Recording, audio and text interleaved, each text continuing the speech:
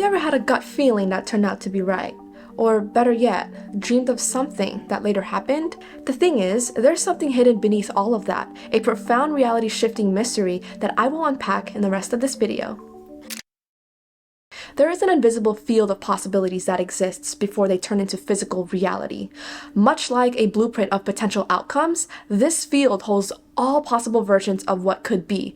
So when the right kind of energy matches with a specific possibility, that possibility will then transform into physical reality. Here's a breakdown. Our mind works on 3 levels. We have a conscious mind, where it has a more active state of awareness in the present moment, the subconscious, where it stores our habits, beliefs, and mental frameworks that we aren't typically aware of. Some even say it's responsible for 95% of everything we do. And lastly, we have the unconscious, where it runs our automatic body functions like instincts, repressed memories, digestion, and our deep-rooted core beliefs. Our conscious mind gets information in 2 ways. 1 is from the physical world around us, and 2 is from our gut feelings and intuition, which is stored right here. The information in this field is like pure, unfiltered truth, but once our mind begins to process it, we interpret it based on our own perspective and experience. Think of it this way: me and a chicken will experience the same world completely differently. Even 2 humans, like my husband and myself, can look at the same exact thing, but understand or interpret it differently. So when we're at the beach and we're looking out into the water, I will think of all the possibilities that exist in the ocean, like mermaids or an underwater mermaid realm, whereas my husband will observe the waves a little bit more in detail and try to understand how they form or what they'll form to be. What I'm essentially saying here is that what we think we know is always a filtered version of the pure truth, shaped by how we see and understand things. There is an energy field that holds the instructions for how everything in nature works. Our subconscious mind can read this field directly. Then our conscious mind converts these abstract feelings into ideas we can understand. This explains how we create genuinely new things, whether it's art, music, or inventions. They're accessing information that goes beyond regular experience. This is just one way of understanding how the universe works, so we can use it to our advantage. To further explain this simply, our heart can sense things our mind can't understand yet, but our mind is usually too busy with constant chatter to listen. It's like trying to hear a whisper in a noisy room. Our mind works by labeling things like the sky is blue, water is wet, but meanwhile, our heart doesn't use labels. It just feels and knows. Think of a baby hearing music for the first time. They experience it before they know what music even is. Our heart communicates through feelings and hunches, like someone having an urge to take a different route home, only to later discover that they avoided an accident.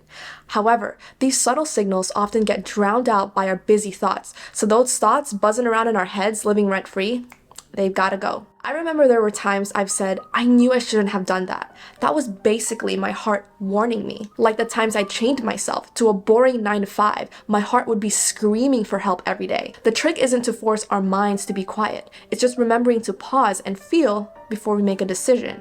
To sum it all up, we can get better at listening to these signals by pausing and checking in with our gut feelings before making a decision, noticing if there's comfort or discomfort in our bodies, trusting those feelings as our inner wisdom speaks to us, and not forcing our minds to be quiet, but just remembering to pause and feel, which can all be achieved through meditation and breath work. When facing life's challenges, most people, including myself, fall into 3 unhelpful patterns. First, we have the drifter. The drifter just floats along and always waiting for miracles to happen.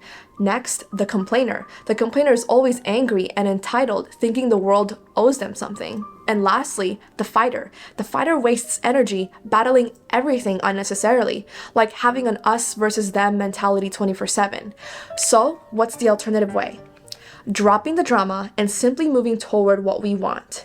Before meeting my husband, I dropped all the dating drama and laser focused on my husband. I told myself with so much conviction that the next man I'm going to kiss will be my husband. He's out there and I know it. For the meantime, I will just create the life I want for myself, so when we do meet, I can share that amazing life with him. A few months later, I stumbled upon a handsome, introverted man at an arcade. Became friends, then got married a year after. Life becomes easier when we stop making everything a battle. Life sends us signals to help guide us, so here's how to recognize them. They catch our attention in unusual ways. They give us distinct gut feelings. They often appear before important changes happen. And lastly, they tend to repeat if we ignore the initial warnings, so this can feel like being stuck in some kind of cycle. Here's a golden rule to remember. If you have to convince yourself that something is right by overthinking or over-rationalizing, Your gut is probably saying no. When something's truly right, you don't need to talk yourself into it. Most of us are taught to control everything, think hard, plan carefully, always be rational, but at the root of all of this is fear. We're just scared, so we mask it through controlling tendencies. But too much control creates problems. Instead, trust life's natural flow, like a river. When we start to loosen our grip on control, we gain real power. So to continue being in this powerful flow state, it's important to dodge these common traps. Needing to prove we're right, being too eager to show our worth, fighting every little thing, and trying to change everything at once. Remember, we don't have to agree with everything or fix every situation. It's really all about shifting from controlling to observing. The result? Less stress, fewer problems, and surprisingly better outcomes. I find that many problems solve themselves when I stop fighting so hard. So lately, I'm learning to trust my gut feelings more because they know more than my logical mind. The quiet inner voice that warns or encourages me, it's tapping into something deeper than my everyday thoughts. While I can't always follow these feelings, at least knowing about them helps me understand what might be coming. I want to end on that following our gut feelings is not going to be as easy as it sounds. One thing to remember is that it's quite common to mistake anxiety with gut feelings. As far as I know, gut feelings are often a reaction to a specific situation and can lead to a clear decision, while anxiety is more focused on the future and often comes off as overthinking.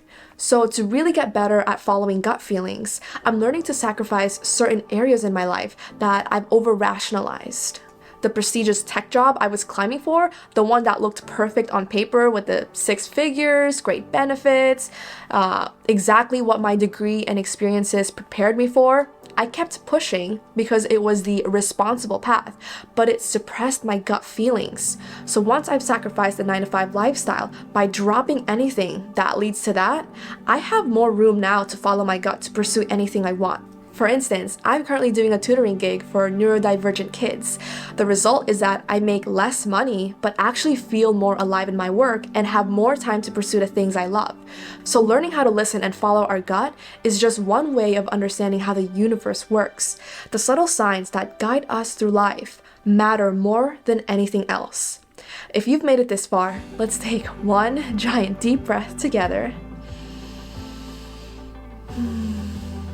And always remember the magic within you. Till next time.